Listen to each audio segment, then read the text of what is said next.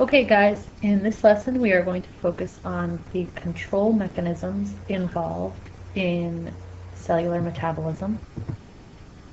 So the first thing that we're really going to talk about are enzymes, because we should all know that enzymes play a huge role in controlling chemical reactions. In addition to them being responsible for breaking down substances, they're also just a huge control molecule. They are a specific type of globular protein, and the word globular is really just based on a globe shape. Alright, so it's really just based on the shape of the protein, and that name is one of the two main classes of proteins that exist. I don't want you guys to focus too heavily on this, but just so that you know, globular proteins are named based on their shape. And like I said, they control rates of chemical reactions, and we should know that many enzymes have the suffix ase. So like lactase, which we've talked about with lactose intolerance, lipase, protease, and you can see that they're kind of named after the substrate, the substance that they're actually designed to act on. So protease being for protein, lipase being for a lipid, lactase being for lactose, and we just have that ase as our suffix. The way that enzymes work is that they actually lower the energy that's needed to start the reaction, and that energy is called the activation energy. So what actually happens is that the enzyme plays a role in making less energy necessary in order for the reaction to be started, so the reaction is going to kickstart more quickly and occur more easily. Another thing to point out is that enzymes don't get consumed by the reaction. Because they're not consumed, they're only needed in very small quantities. So we don't need large amounts of enzymes. We only need small amounts because they're not being consumed and disposed of. They also have a specific shape, and that specific shape is referred to as being substrate specific.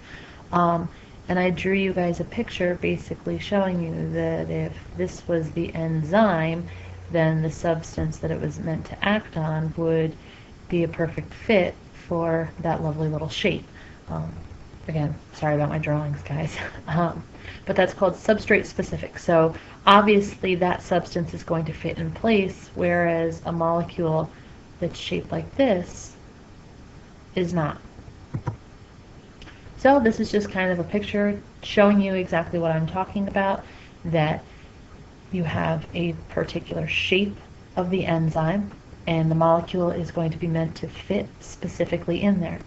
So in this case, what we actually have is the enzyme, which you see in purple, and we have two separate substrate molecules. And what a substrate is that the substrate is the molecule that the enzyme is meant to act upon. So the molecule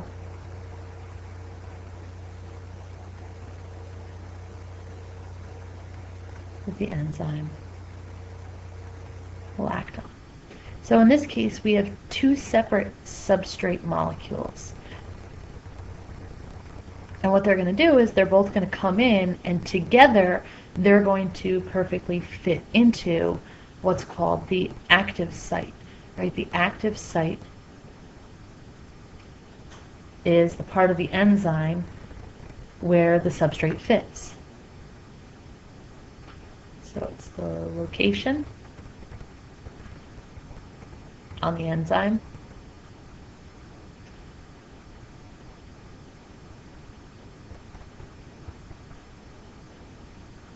where the substrate fits. And as you can see, these two substrate molecules are going to fit in place, and they're actually going to become one. While they're bonded together, it's called an enzyme substrate complex. And then what actually happens is that the product molecule is going to be released, and the enzyme remains unaltered, completely unchanged, and that's because, like we said before, it's not actually consumed by the reaction. So in this case, we have two small molecules, and they combine to form a large molecule.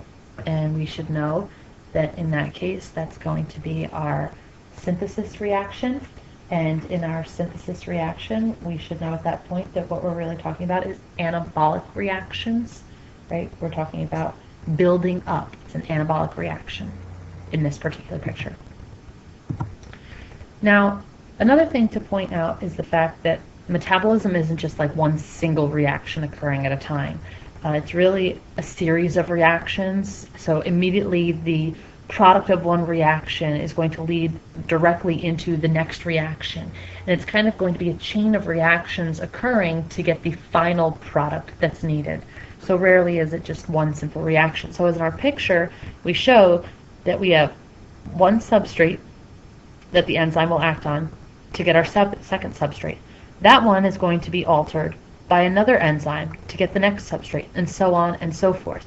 So it's really kind of like a chain reaction that occurs. And like I said, each new substrate is a product of the previous reaction, and it's going to be the reactant for the future reaction. So they just kind of continue on in series. But we have these rate-limiting enzymes in place to kind of help regulate the metabolic pathways, these series of reactions.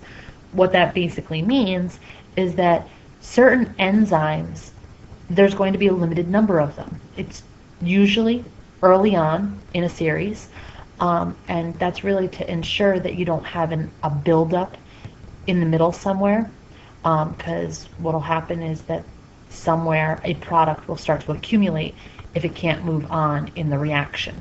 So it's typically just one of the first enzymes that there's a limited number of, and that limited number kind of slows down the process and keeps it in check. So basically it doesn't matter if the substrate concentration increases, because after a certain point the enzyme is basically maxed out. So if enzyme A, if there's only, let's say, 3 of enzyme A, then it really doesn't matter if there's 16 of substrate 1, because only 3 are making it through. You know, you're only going to be able to use as many as you have enzymes to work with. So it kind of controls that metabolic pathway and keeps it in check and makes sure that it's occurring at the proper rate and not too fast, as well as not too slow, you know, making sure that there's a proper number of enzymes needed for life processes. There are also other factors in place to kind of help keep metabolic processes in control, and those can be cofactors and coenzymes. So what they're actually used for is to actually trigger enzymes and make the enzymes do what they're supposed to do. A cofactor can be an ion or a coenzyme, so really a coenzyme is a specific cofactor, right? So they're all really cofactors, but you can be more specific and talk about coenzymes. And what actually happens is that sometimes cofactors can help active sites achieve their proper shape. They can make sure that the active site actually fits properly with the substrate, or they can actually be used to help bind the enzyme and substrate together so that the reaction, the enzyme-substrate complex, can exist and a reaction can take place. Coenzymes, this specific type of cofactor, are oftentimes vitamins. And vitamins are actually something that come from diet. Vitamins are from diet. And that's really because there are these organic molecules that we can't synthesize enough of, sometimes not at all, in order for our body to properly function. So these cofactors kind of help being a missing puzzle piece to make sure that the reaction takes place.